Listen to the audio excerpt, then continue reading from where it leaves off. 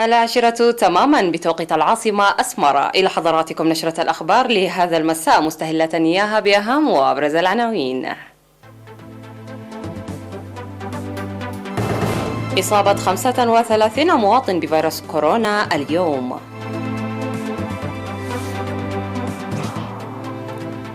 حماية المباني الأثرية في غردات.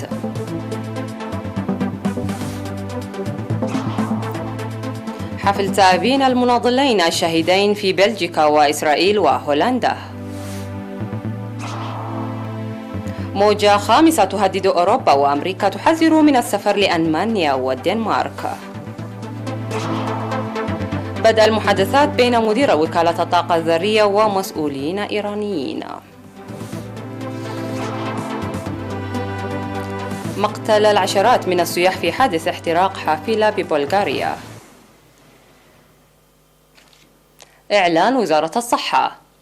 أعلنت وزارة الصحة أن الفحوصات المخبرية التي أجريت اليوم في مراكز العزل والفحص في أقاليم الأوسط والجنوبي والقاش بركة قد صارت إصابة 35 مواطن بفيروس كورونا، وقد ظهرت 17 إصابة في الأقليم الأوسط، 8 في مركز العزل و9 في مراكز الفحص، 3 في 4 أسمرة و2 في وسط المدينة وواحدة في كل من ترافولو ومعسكر دندن ومعسكر الجين وباراديزو، و15 إصابة في الأقليم الجنوبي، 8 منها في مندفرة و5 في دباروا وواحدة في ميعيني عدقيح، و3 إصابات في إقليم القشبركة، 2 في قرميكا وواحدة في بارنتو. في قدس ذلك شوفي 17 مرضى كورونا من الأقليم الأوسط.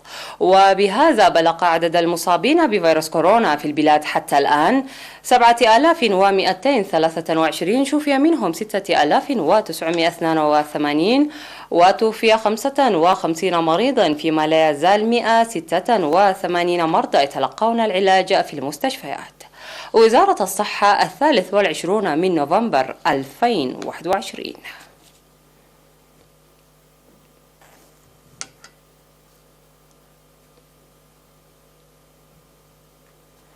دعا سكان مدينة غردات للحفاظ على المباني الأثرية في المدينة وصيانتها. وأوضح السكان أن المباني الأساسية في المدينة شيدت في ثلاثينيات القرن الماضي وتتهاوى مع الوقت، داعين الجهات المعنية الاهتمام بها وأنهم على استعداد لتقديم المتطلبات. ويقول الخبراء أن المباني الأثرية في مدينة غردات شيدت بما يتناسب المناخ وبمعمار جميل. وأفاد قسم الثقافة والرياضة في إقليم القاش بركة بدء مبادرة دراسة المباني الأثرية في غردات والعمل لصيانتها وترميمها.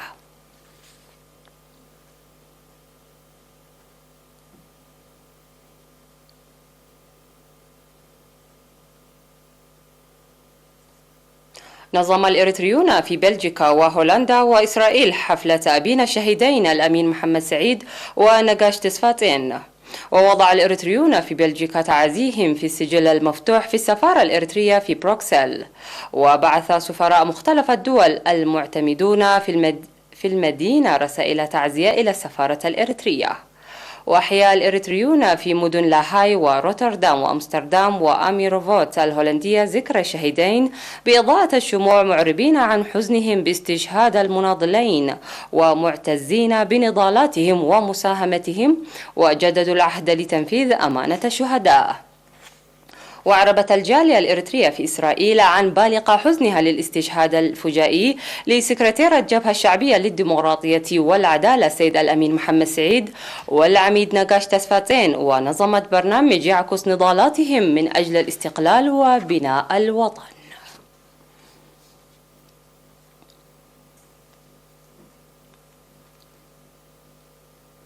أعلن مكتب التعليم في مديرية بريخ في الإقليم الأوسط أن الجهود المبذولة للارتقاء بكفاءة التعليم تحقق نتائج مرضية.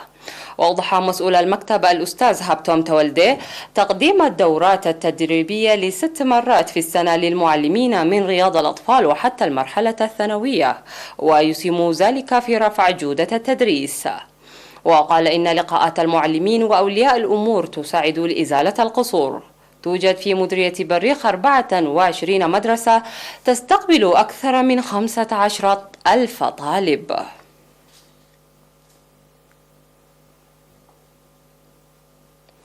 عقدت ورشة عمل في 20 من نوفمبر في مدينة دواروا لتقوية التعليم عامة ونتائج طلاب المرحلة المتوسطة خاصة. وأوضح مسؤول التعليم في المديرية الأستاذ عقبة ملاس في الورشة نجاح 32% فقط من الطلاب الذين جلسوا لامتحانات الشهادة المتوسطة، ويجب معرفة المشكلة وإيجاد الحلول لها. وأوضح المشاركون بأن المشكلة قد تكون في ضعف العلاقة الثلاثية بين الآباء والمعلمين والطلاب ونقص التجهيزات التعليمية وإهمال الطلاب والمعلمين وعدم وجود مراقبة جادة من مدراء المدارس.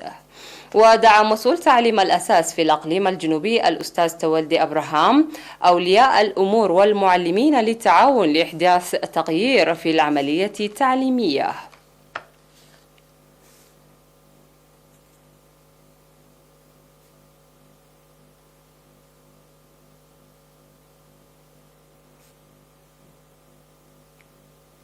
عقدت وزارة الصحة سيمينار تنويري في جندع حول أهمية مراجعة الحوامل والأمهات للمؤسسات الصحية لضمان صحتهن وصحة الأطفال. وأوضح مسؤول صحة الأسرة في وزارة الصحة السيد إفريم زباي مخاطر الإصابات الالتهابات والنزيف وضغط الدم أثناء الحمل والولادة المتعسرة والتخفيف هذه المخاطر على الحوامل، مراجعة المؤسسات الصحية 8 مرات على الأقل. من جانبه أوضح مسؤول صحة الأسرة في إقليم شمال البحر الأحمر السيد موسى نور حسين أن عدم تجمع القرى من المعوقات الأساسية، داعيا اللجان الصحية تكثيف التوعية عن أهمية تجمع القرى وتأثير العادات الضارة. وقال مدير مديرية جندع السيد عمر يحيى إن أنشطة التوعية الجارية بتعاون المؤسسات وزارة الصحة والإدارات تحقق نتائج مرضية، داعيين لتعزيزها. ودعا المشاركون لبناء قرى في انتظار الحوامل في جميع المؤسسات الصحية وبناء عيادة في عجومبوسا التي تجمع فيها السكان، والقيام بالمتابعة الجادة لولادة الحوامل في المؤسسات الصحية.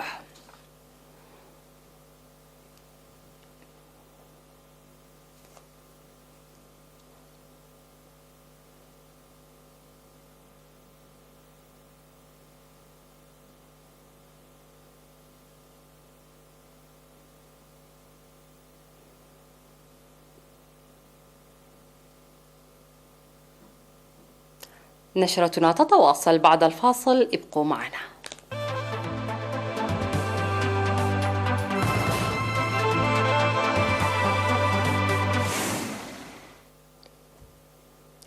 نصحت الولايات المتحدة رعاياها بتجنب السفر إلى كل من ألمانيا والدنمارك بسبب تفشي عدوى فيروس كورونا المستجد كوفيد-19 في هذين البلدين، في حين أعلنت باريس أن رئيس الوزراء الفرنسي جان كاستكس أصيب بالفيروس وسط مخاوف من انتشار الموجة الوبائية الجديدة في أوروبا بأسرها.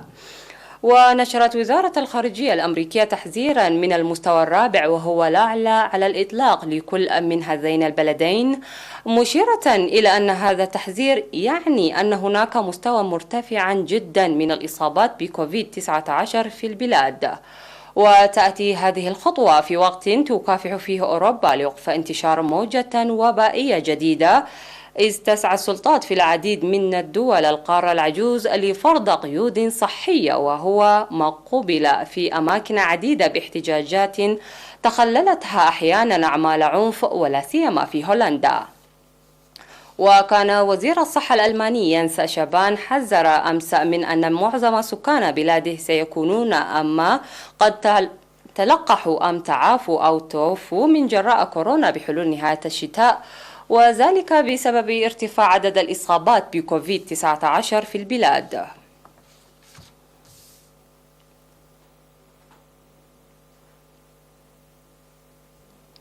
بدأ المدير العام للوكالة الدولية للطاقة الذرية رافائيل جروسي محادثات في طهران قبل أسبوع من استئناف المفاوضات الرامية لإنقاذ الاتفاق بشأن برنامج إيران النووي بحسب ما أفادت وسائل الإعلام الرسمية.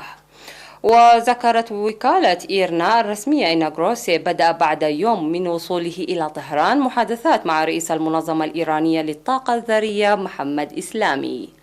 وتأتي المحادثات قبيل استئناف المفاوضات المقررة الاثنين المقبل بين طهران والقوى الكبرى بهدف إنقاذ اتفاق العام 2015 الذي أتاح رفع الكثير من العقوبات التي كانت مفروضة على إيران في مقابل الحد من أنشطتها النووية وضمان سلمية برنامجها. وقبل ساعات من وصول غروسي عرب الناطق باسم الخارجية الإيرانية سعيد خطيب زاده عن أمله في أن تكون الزيارة بناءة.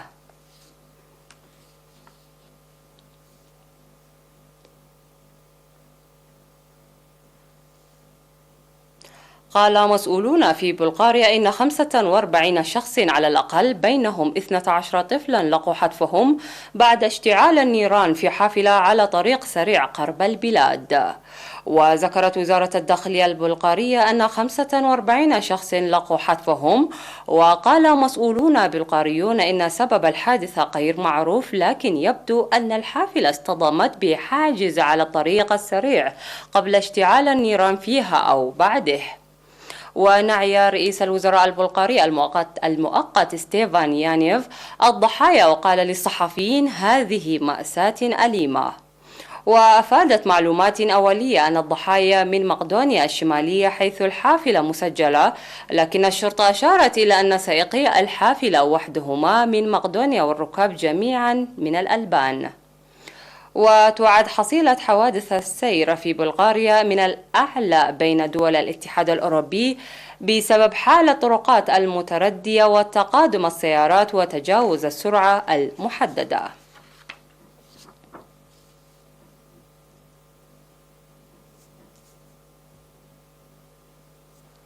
أعلنت البحرية السريلانكية أن 6 أشخاص على الأقل لقوا حتفهم إثر انقلاب عبارة كانوا على متنها شرق البلاد. وأشار المتحدث باسم البحرية أنديكا دي سيلفا قوله أنه جرى إنقاذ 12 شخص آخرين، مشيرا إلى أنه لم يتضح بعد عدد الأشخاص الذين كانوا على متن العبارة. وأضاف دي سيلفا أن الحادث وقع عندما كانت العبارة في طريقها إلى إحدى البلدات الواقعة على الساحل الشرقي لسريلانكا، وتبعد نحو 260 كيلومترا 160 ميلا شمال شرق العاصمة كولومبو. من جانبه قال مسؤول بالشرطة إن هناك 4 أطفال بين القتلى جراء هذا الحادث.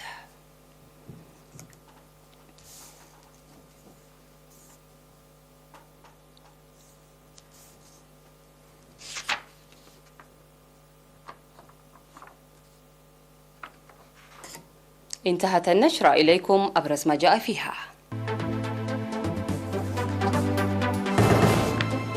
إصابة 35 مواطن بفيروس كورونا اليوم. حماية المباني الأثرية في غرداد.